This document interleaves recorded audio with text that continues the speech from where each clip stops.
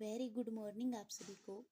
हम बात कर रहे थे साइकोलॉजी के बारे में, जिसमें हमने पिछले वीडियो के अंदर जो साइकोलॉजी के बारे में सामान्य जानकारी है वो प्राप्त कर ली थी कि साइकोलॉजी जो वर्ड देने वाले थे वो थे रोडोल्फ गोएकिल। इन्होंने 1590 ईस्वी के अंदर है वो साइकोलॉजी या जो बुक थी इनकी उसके अंदर है इन्होंने साइकोलॉजी वर्ड को है वो दिया।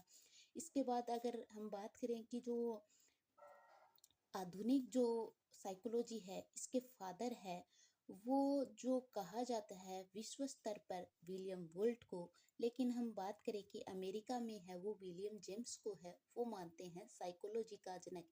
ये पॉइंट है वो कल लिखाया नहीं था, तो आप है ये पॉइंट लिख लेना कि जो विश्व स्तर पर है वो विलियम वोल्ट को माना जाता है और जो अमेरिका के अंदर है वो विलियम जेम्स को है वो माना जाता है। और इसके बाद है वो हमने साइकोलॉजी का जो विकास क्रम है किस किस जर्नी से होकर साइकोलॉजी आई है उसके बारे में है वो हमने डिस्कस किया था। और फिर है वो हमने बात की थी कि ये सबसे पहले आत्मा का विज्ञान है और आत्मा का विज्ञान कहने वाले थे वो थे अरस्तु। और इसके बाद है वो मन या मस्तिष्क का विज्ञान है वो पोम्पोलॉजी के द्वारा है वो कहा गया। फिर आया चेतना का विज्ञान और इसका समर्थन करने वाले थे विलियम वोल्ट और विलियम जेम्स है वो चेतना का विज्ञान का समर्थन करने वाले थे। और फिर जो मैकडूगल है ये पॉइंट भी है वो लिखना है कि मैकडूगल है इन्होंने चेतना का जो विज्ञान को अस्वीकार किया गया। इन्होंने कहा कि चेतना जैसी कोई चीज है वो नहीं होती, इस कारण है इस जो चेतना के विज्ञान को है वो अस्वीकार किया गया है। इसके बाद व्यवहार का विज्ञान है वो वॉटसन ने है वो लेके आई 20वीं सदी के अंदर है इन्होंने लेकर आए थे ये।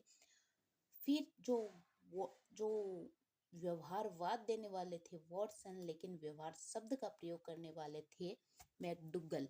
तो यहाँ तक है वो हमने बात कर ली थी। और एक है वो जो वुडवर्थ नामक जो मनोवैज्ञानिक है, इन्होंने कहा था कि जो मनोविज्ञान ने सबसे पहले आत्मा का त्याग किया, फिर मन है उसका त्याग किया, फिर उसने चेतना खो दी और फिर इसकी व्यवहार की जो विधि है इसको स्वीकार किया है। तो आज का जो क्लास है वो हम स्टार्ट करने वाले हैं कि मनोविज्ञान की जो परिभाषाएं हैं यहाँ से है वो हम स्टार्ट करेंगे। तो सबसे पहले हम बात करेंगे जो इसकी सामान्य परिभाषा है, यानी कि जो मनोविज्ञान है वो कहते किसको है। अगर हमसे सीधे से क्वेश्चन पूछे तो हम क्या जवाब देंगे, तो हम जवाब देंगे कि मनोविज्ञान है वो व्यवहार और अनुभव का है वो विज्ञान है, उसका वैज्ञानिक रूप से अध्ययन करना है वो विज्ञान कहलाता है। व्यवहार व अनुभव का वैज्ञानिक अध्ययन है वो मनोविज्ञान कहलाता है। वैज्ञानिक अध्ययन मनोविज्ञान है। व्यवहार और अनुभव का जो वैज्ञानिक अध्ययन है वो मनोविज्ञान। अगर हमें सिंपल सी डेफिनेशन है वो अगर हमसे पूछें तो हम है वो ये जवाब देंगे। इसके बाद अगर हम बात करें कि जो वॉटसन है, वॉटसन जिसने व्यवहारवाद है वो दिया, तो वॉटसन ने कहा कि जो मनोविज्ञान है ये व्यवहार का शुद्ध विज्ञान है। मनोविज्ञान क्या है? व्यवहार का शुद्ध विज्ञान है, वो वॉटसन ने कहा। मनोविज्ञान व्यवहार का शुद्ध विज्ञान के रूप में है वो वॉटसन नामक मनोवैज्ञानिक ने है वो इसे डिफाइन किया। थर्ड, अगर डेफिनेशन की अगर हम बात करें तो मैकडूगल ने क्या कहा? मैकडूगल ने कहा कि जो मनोविज्ञान है ये क्या है? आचरण और यथार्थ का है वो विज्ञान है। मनोविज्ञान आचरण व यथार्थ का विज्ञान मानते हैं। आचरण व यथार्थ का विज्ञान दोनों ही डेफिनेशन है वो एग्जाम के अंदर है वो पूछी गई है। वॉटसन व्यवहार का शुद्ध विज्ञान मानता है और मैकडूगल है ये आचरण व यथार्थ का विज्ञान मानता है। आप इसको इस ट्रिक से माध्यम से याद कर सकते हैं कि व्यवहार, वॉटसन ने व्यवहारवाद दिया तो व्यवहार है और मैकडूगल ने आचरण का और यथार्थ का विज्ञान है वो इसको माना है। अगर हम फोर्थ डेफिनेशन की अगर बात करें तो जो स्किनर नामक जो मनोवैज्ञानिक है, आगे हम स्किनर के बारे में भी है वो दिगम में है वो पढ़ेंगे।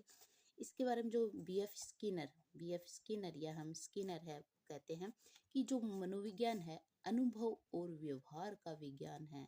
अनुभव व व्यवहार का विज्ञान है वो मानते हैं स्किनर। स्किनर मानते हैं कि जो मनोविज्ञान है वो अनुभव और व्यवहार का विज्ञान है, वो मानते हैं स्किनर। अगली अगर हम डेफिनेशन की बात करें तो एक मनोवैज्ञानिक आते हैं क्रो एंड क्रो।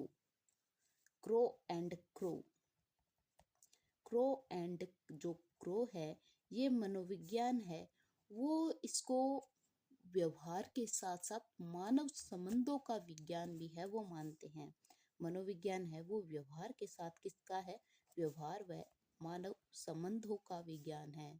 मानव संबंधों का विज्ञान है, यानी कि जो व्यवहार व अनुभव का जो वैज्ञानिक अध्ययन है वो क्या कहलाता है, वो मनोविज्ञान कहलाता है। वॉटसन है वो व्यवहार का शुद्ध विज्ञान मानते हैं।